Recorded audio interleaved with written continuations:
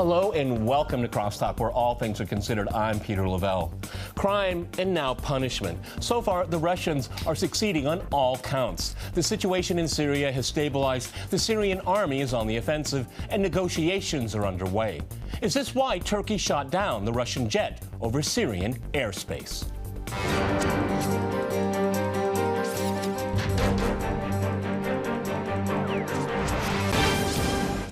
To CrossTalk, what's next for Syria, I'm joined by my guest, Dmitry Babich, here in Moscow. He's a political analyst with Sputnik International. We also have in the studio Mark Sleboda. He's an international affairs and security analyst.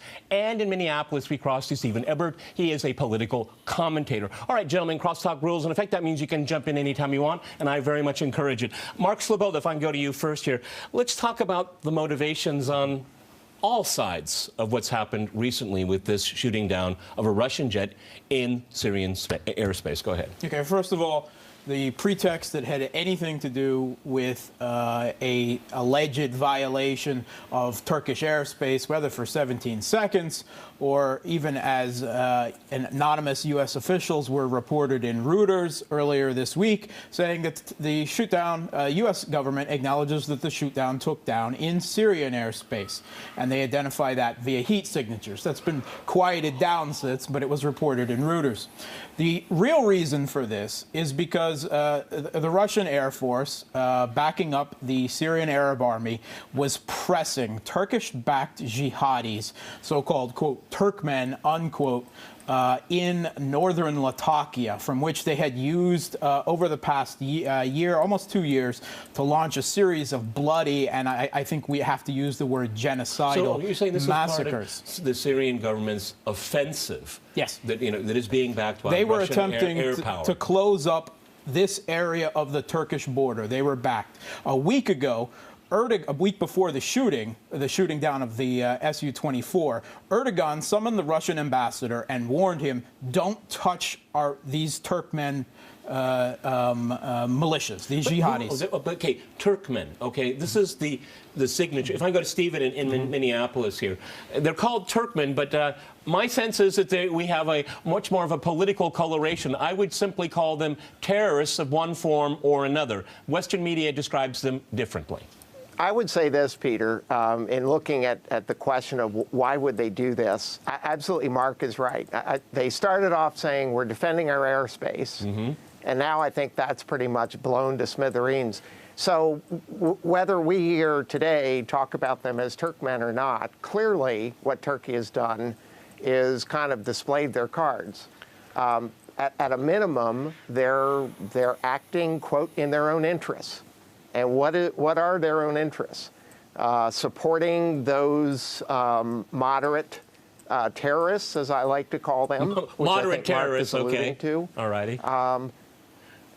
Yeah, or, the timing here is everything, right? They massively blew up some of the supplies going through, the oil supplies. We have a land heading off to Moscow. So at a minimum, we can say, without getting into conspiracy theories about did the U.S. help or assist or call for it, Turkey essentially overplayed its hand. Okay, I'd like to explore those elements here. Dmitry, it seems to me quite clear that when we look at the motivations here, you have NATO countries behind the scenes, speaking anonymously, that Turkey better watch it. It's overstepping. It's crossing lines here. But the Americans seem to be, well, a bit gleeful about all of this because it gives them the ability or the possibility to go back on the offensive for a policy that has been failing for years. What's your take? Well, I would like to point your attention to the fact that the Western media simply doesn't ask certain obvious questions. I mean, why was the shooting down of that airplane filmed? I worked on television. I know how difficult it is to film aircraft, even during parades. They just got lucky, Demo, right? With a cell phone. And with a cell phone. There were several HD cameras there, which took precisely, the moment when the plane was going down. They had another camera, just by chance, which filmed with HD quality how the helicopter, which came with a rescue mission with the Russian troops, how it was destroyed with by a U.S.-made anti-tank tank weapons. missile. Well, gentlemen, all of the weapons being used in this conflict come from the United States, so don't be surprised. I wonder if all the cameras used in that conflict are also coming from the same source. But obviously, you know, the reaction from the West to this very clear situation is very strange, very mixed. In Russia, even the liberals, even people like Dmitry Bykov, they acknowledge that this was a strike in the back, that obviously, you know, the plane fell down on the Syrian territory. It was, you know, that the pilot was apprehended not by the Turkish bodyguards, but by the Syrian rebels. So the whole affair is pretty clear, but NATO pretends not to notice that. And I would like to point our attention. France, when it was really attacked by the terrorists in Paris, whom did Mr. Hollande call next day? He didn't invoke Article 5 of the NATO Charter. He called Putin and he called Obama. So it is becoming more and more clear that NATO is not about protecting you from the real danger, from terrorists. NATO is about pressuring other countries on the perimeter of NATO and sometimes basically toppling legal governments, as it was in Libya or now in Syria. You know, Stephen, if I go back to you in Minneapolis here, I mean, Vladimir Putin called it a stab in the back, but let's keep the back term here. It looks like the Turkish government is being backed by the U.S. This is an offensive coming from Washington as well here, not necessarily NATO, because NATO isn't in the business of fighting people that can fight back. They fight people that cannot fight and protect themselves. Go ahead. Yes, I think it's pretty clear, maybe not in the United States all the time, but around the world it's pretty clear the pecking order is U.S., NATO, and then NATO members. But to your point, I find it incomprehensible that, without getting into conspiracy theories, that Turkey would just wake up. The only thing I can think of is I go back to Saakashvili in Georgia back in the day. And at best, I would think he might have talked to somebody. He may have said, hey, guys, I have an opportunity here. If those guys keep overflying my border, I can take them out, right? And I'll have justification. At best, that's my best interpretation, that he might have talked to somebody that said, well, you know, we've warned them a number of times, but I think they absolutely knew about it. And to Dmitry's point, stab in the back, ambush, absolutely an ambush, because all the reports we hear from the past week or so are those F-16s, had they been scrambled, would have taken 35 to 40 minutes to get there. Exactly, and exactly. So they were absolutely sitting, they were sitting up there with a sitting duck, and Putin has said clearly, right, people accuse him or his defense ministry, how could you send a bomber up without fighter cover? And all of them said, well, we don't tend to put fighter cover up when we don't have enemy aircraft, and so far, ISIL doesn't have aircraft. Oh, they do. So they do have aircraft. Go ahead, Mark. They most certainly do have aircraft, because ISIS's Air Force just shot down a Russian Su-24 out of the air. And they are continually bombing U.S. and Russian allied Kurds who are fighting ISIS in both Syria and Iraq. That's ISIS's Air Force. Okay, Mark, let me stay with you right here. Is this whole thing, is this a gambit to challenge Russia's legal intervention into the Syrian civil war, to find a solution to it? Is this a message from Washington that it's going to make Russia's mission there a real headache? Yeah, we don't have to go into conspiracy theory, because President Putin has outlined some very important points and questions. Number one, the U.S. has end-user agreements with a lot of its military technology it sells to other countries. This Russian airplane was shot down with a U.S.-made F-16 firing a U.S.-made AIM Sidewinder missile. Okay? The question there has to be, did the U.S. government require Turkey? Did Turkey request information? The U.S. Has signed deconfliction agreements with the Russian government for movement in the airspace in the anti-ISIL coalition, to which the U.S. is supposed to delegate out to its allies, which include Turkey. The President Putin said that they provided the U.S. government with the exact time, place, and what they were attacking in this particular situation. So the U.S. can't pretend, well, they have, of course, denied this, but it's impossible to believe that they didn't know this was going to happen. Even more, we know from Lebanese media that some of these U.S. Special Forces training moderate terrorists in Syria are on the ground in that area of northern Latakia. The reputable U.S. Republican radio host John Batchelor has reported that he has been told that U.S.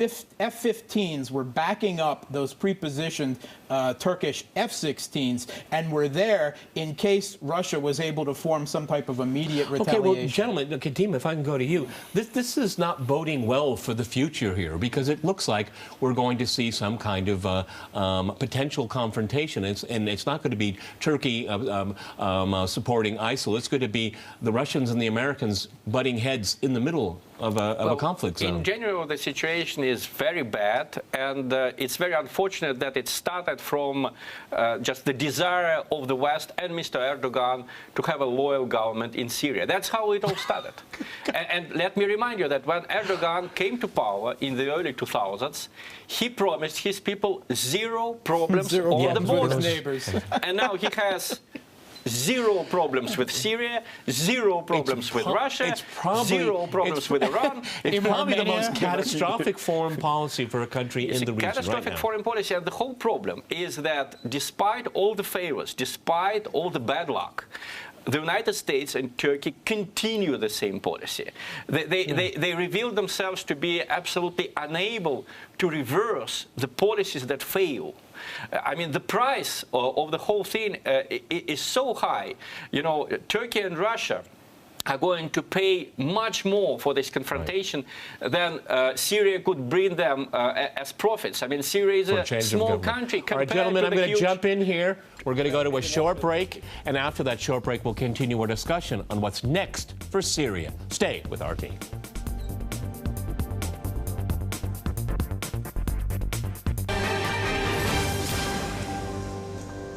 Welcome back to CrossTalk, where all things are considered. I'm Peter Lavelle. To remind you, we're discussing what's next for war-torn Syria.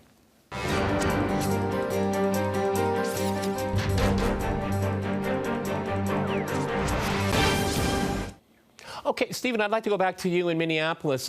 I started out this program by saying crime and punishment. Well, the punishment has been, for at least Turkey, has been the visa regime that Russia had with Turkey has been revoked, at least for the time being. There's going to be other trade issues involved here. You know, the Turks intentionally ambushed and took down a Russian plane and killed one of their pilots and a Marine that tried to save those pilots. Russia has reacted, how would you say, mildly? I have to say they've reacted the way I believe they typically always have, which despite a lot of what I frankly can't call anything else but Western propaganda, President Putin has been very predictable, very measured in response. Certainly he has a lot of his own people who would like to see a bit more aggressive reaction from him with regard to Turkey. But again, as far as I've observed President Putin over a period of 15 years or so, his response has been very measured. They are, you know, in response to the "we shoot your bomber down," indeed, they are going to take out those. I don't think there'll be much more talk about Turkmen in the north. So that is a military response. On the economic front, I agree with Dmitry that there are being announced a number of economic and other relations that Russia's going to clamp down on. However, that's going to rebound, just as with the sanctions. This is not going to be painless for Russia. I'm not saying they're totally dependent on import of fruits and vegetables from Turkey, but that they have already lived through one round of sanctions. So, well, you know, I would, you know, Stephen, being someone that has gone to Turkey a number of times as a tourist, I can guarantee you there'll be very cold beaches during this upcoming summer in Turkey. Okay, that's certainly going to hurt her. Dima, you want to jump in real quick? Well, I want to note that under Yeltsin, usually the reaction was very strong from Russia when Yeltsin himself was involved. He didn't care too much about Russian citizens killed or imprisoned somewhere, but himself. With Putin, it's the complete opposite. Reverse. I mean, if you look at the countries that insult Putin most, then Putin should spoil relations not with Turkey and not with Mr. Erdogan, who never attacked Putin personally, but rather with Britain, you know, where David Cameron compared Putin to Hitler, said a lot of other idiotic things, but Putin continues to meet with him, to talk with him, quite respectfully. But I think this is the case when we see the real Putin. 2 of my soldiers killed. Yep. I'm not going to let it happen again, even if we lose billions. And Turkey is not only important because it has 4 million Russian tourists, but also it's a transit country for the Russian gas to the European Union. That's one of the reasons why Putin continues to have the backing of the average Russian. He's a moderate force, unlike what's reported in Western media. Mark, but there are other things going on than just the public face and the public pronouncements. Go ahead. Yes. The Russian government has responded, I would think, extremely moderately, extremely level-headedly with these political and economic sanctions. These are extremely moderate. But there is an unofficial response. First of all, these Turkmen jihadists who identified as mujahideen for the camera, they are either all members of al-Qaeda or U.S.-backed FSA allied with al-Qaeda, as reported by Turkish media. They include a Turkish citizen as a deputy commander, Chinese Uyghurs, Central Asian jihadists. They, as such, no longer exist because the Russian Air Force, backed by the Syrian Arab Army, has really turned that whole area into a living hell. If Erdogan's goal was to protect them, it has seriously backfired. Secondly, this diplomatic game of pretending that Turkey isn't supporting not only ISIS, but the whole host 31 flavors of jihad is over. Putin officially called the Turkish government a state sponsor of terror and said, we're going to be like a hawk on you, whether we're talking ISIS's oil launderers, weapons supplies. Russia has targeted convoys coming right across the Turkish border, carrying weapons to jihadist forces. More importantly, they have now providing close air support to the Kurdish YPG that are fighting ISIS and the U.S.-backed Free Syrian Army in Turkey, trying to close this 100-kilometer corridor north of Aleppo that the Turkey and the U.S. intelligence used to funnel weapons and supplies into all the various jihadist groups in Syria. Stephen, if I go back to you in Minneapolis here, one of the things I find quite interesting here is as the Western powers, and particularly Washington, wants to derail Russia's efforts here, and I always have to point out to our viewers here that Russia is there under international law, legally invited by the legitimate government in Damascus here. But one of the things I think the West miscalculates grossly in this conflict is that you can't be trivial when you're dealing with the Syrian Arab Army, with Iran, with Hezbollah and Russia. These are all players that are very, very serious. They're not going to be pushed around, and the more you challenge them, the more they will push back. And I think this is kind of echoing what Mark Sleboda was saying here. They have a plan, and it's actually working. This is what's worrying Ankara and Washington. Yes, and Peter, I would say I've actually been on Russian TV and been asked an opinion about should Russia join the coalition, and my response, which shocked a fair number of people, was absolutely not. Under no circumstance, because in 2 years of coalition fighting, right, what I believe we've seen is about a 25% territorial increase just for ISIL alone, not to mention the moderate terrorists. And what we saw over a period of 4 to 6 weeks is, in fact, that tide has been turned.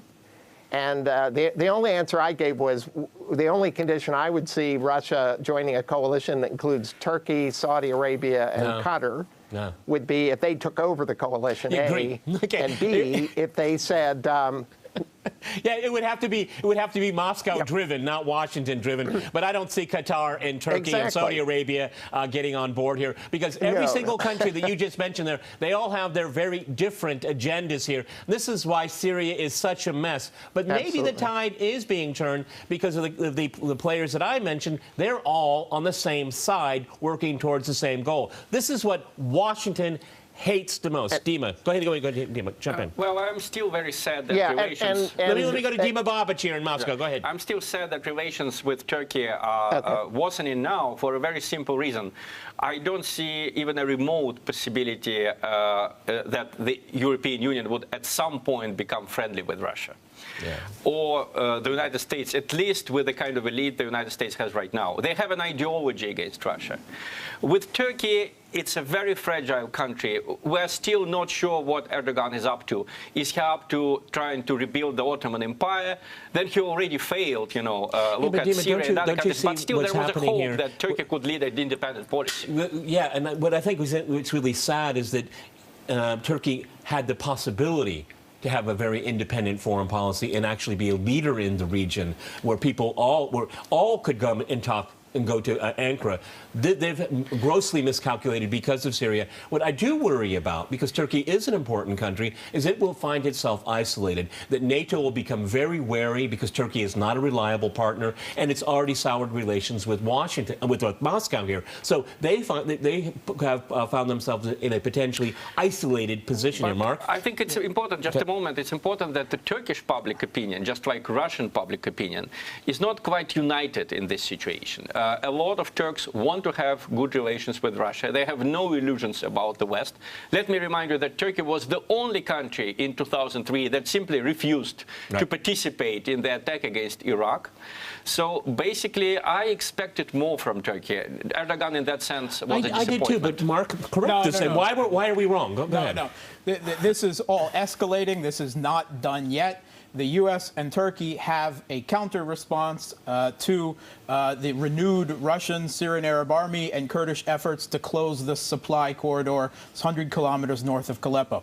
The U.S. Has announced that they are pressuring the Turkish government to close this corridor. But they're not going to close it, No. Mark. That sounds good. That sounds good, but what it really means, they very specifically said it will take 30,000. That is the same number that Pentagon officials have estimated are necessary to form a safe haven in northern Syria, a safe haven for the jihadists that the U.S. and that Turkey supports in Syria. They've moved tanks and advanced electronic counter-warfare jammers into the area. They're not useful at all for closing a border. They are useful for countering the Syrian army and the Russian Air Force. This is going to heat up. This isn't over. They are not going to let this slide. Dima, what really bothers me is as every time we see a glimmer of hope, Washington doubles down on its same failed policy. Go ahead. That's true, and I would like to note, I agree with Mark, but all of it is going on to the accompaniment of Hollande's claims about the necessity to shut down the Turkish-Syrian border. The French have been put back on the leash. About even Obama's, speeches about the need to do the same, and we still have that border very porous. And I agree with you. Every time when it looks like we can have a common front against the jihadists, something happens. But let me remind you, it's not the first time. We had the same situation before the World War II.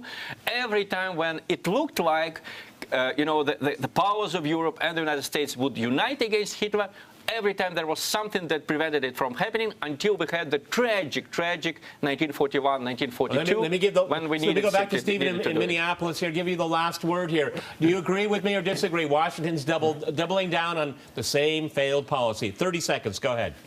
I absolutely believe they are, and I can predict with all confidence with regard to the so-called kind of normalization of the political regime in Syria. We can absolutely predict that if elections are held and if Assad were reelected, the United States would say, sorry, wrong result. Well, they do that all the time. They do it all the time. If they don't like the election result, they invalidate it. Okay, gentlemen, we've run out of time. Again. Many thanks to my guests in Moscow here and in Minneapolis. And thanks to our viewers for watching us here at RT. See you next time. And remember, CrossTalk rules.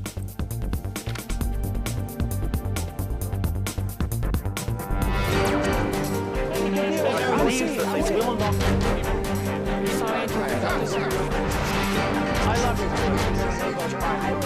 you.